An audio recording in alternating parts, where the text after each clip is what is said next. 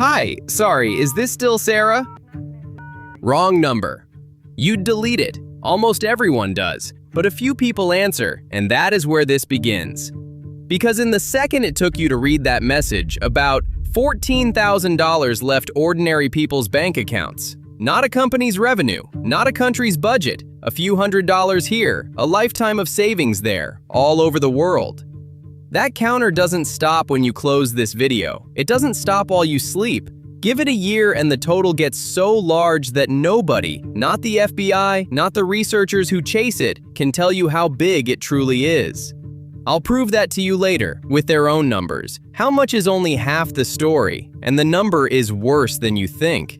But the question nobody answers is where? Where does all of it actually go? So let's do something simple. Let's take $1,000, one real stolen payment. Say it was yours, and let's follow it. Every hand it passes through, everywhere it hides, all the way to whoever is holding it at the end. Because that number on the counter is built from millions of payments just like it, and where they land is the strange part. And your $1,000? By the end, I'll give you the one number that decides whether you ever see it again. Start with what we can prove. Last year, in America alone, people reported losing nearly $21 billion to online scams. They filed those reports with the FBI, on the record, with their names on them. $662 every second from one country. And that only counts the people who filled out the form. Most don't. It's a hard form to fill out. You have to type, in a box, the exact amount of money you handed to a stranger, and then your name. But before we chase that number any higher, look at where it comes from. Because one kind of scam is doing more of the damage than all the others, and it isn't the one you'd expect. When you picture a scam, you probably think of a fake prince, a gift card demand, a phone call to your grandmother. Those are real. They cost people billions, but none of them is the big one. The single largest slice by far is investment fraud, fake trading apps, fake crypto platforms, a can't-miss tip from a friend you've somehow never met in person. In America, that one category took nearly $8.7 billion last year, more than business email fraud and tech support scams put together. That's the door your $1,000 walk through, and the fastest growing piece of it has a name. Pig butchering. You fatten the animal before the slaughter. The fake profits are the feed. The victim is the pig. And the man typing the messages? He's the butcher. Remember him. Interpol has asked everyone to stop using that phrase. I'll tell you why at the end, and it isn't the reason you think. But first, how did this thing get so big so fast? Rewind 6 years. It's barely the same crime. In 2019, total reported losses in America were $3.5 billion. Investment fraud was a bit player, $222 million. Then crypto arrives, pig butchering arrives. Last year, investment fraud alone took nearly $8.7 billion. That is 39 times bigger in 6 years. But there's a second line on that chart. This time every scam, not just that one, and it doesn't do what you'd expect. Total losses grew 6 times over. The number of reports only roughly doubled.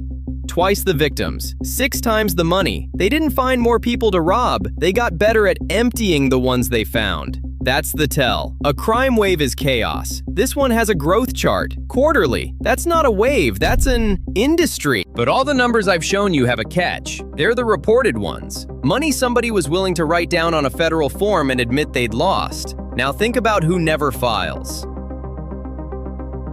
The retiree who will not tell her children, the man who cannot walk into a police station and say it out loud, and the company that would rather eat the loss than explain it to shareholders. Every survey that's ever asked the question finds the same thing. Only a small minority of victims ever file. In one federal study, 2%. So that $21 billion isn't the total, it's the part somebody counted. When the Consumer Federation of America tried to model the rest, they came out at $119 billion for the United States alone, roughly 7 times what gets reported. And that's one country. So how big is it for the whole planet? Here is the honest answer. Nobody knows, and I can show you exactly how much nobody knows.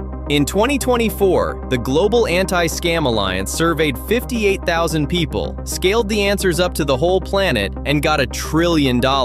A year later, the same organization tightened up how it counted. It threw out the most extreme claims. It stopped guessing at countries it had never surveyed, and the number came back at 442 billion. Same crime, same researchers, 12 months apart, and the gap between their own two estimates is $588 billion, larger than everything Apple sells on this planet in a year. That is not an audit, it's an estimate. Nobody can hand you a receipt for it. But look at the smaller number, the careful one, the one they were willing to defend. $442 billion stolen in a single year. That's the number that has been running in the corner of your screen this whole time, the cautious one, and it is still more than Apple takes from the entire world. So let's finally answer the question we started with. Your $1,000 just landed in a fake trading app. Where does it actually go? First stop, a money mule. Sounds like a criminal. Usually it's somebody who answered a work-from-home ad about processing payments. Your money moves through their own bank account. They keep a small cut, and they find out what they've been doing when the police explain it to them. From there, it's flipped into crypto and scattered across dozens of wallets in minutes, faster than anyone can follow in real time. Then the pieces come back together. The United Nations trace the route. The wallets feed into underground exchanges and casinos across Southeast Asia, and the money walks out the other side clean. And then it stops, somewhere you'd never think to look.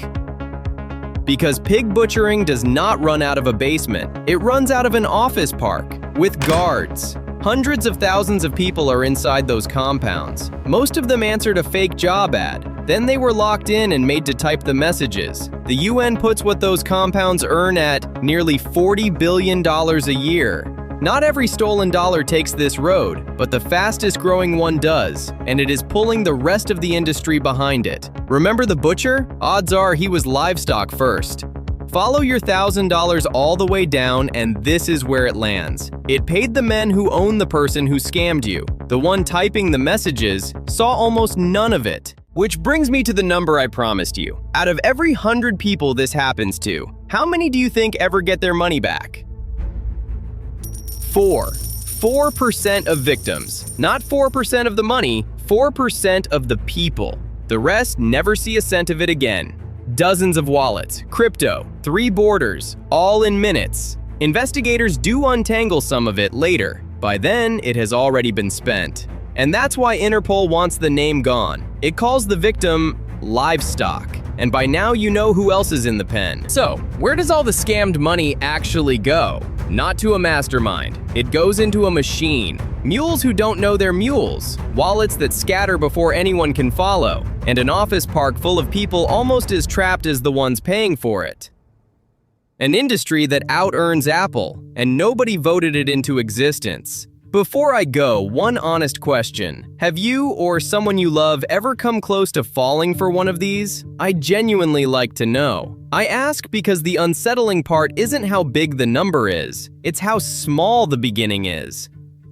Hi, sorry, is this still Sarah?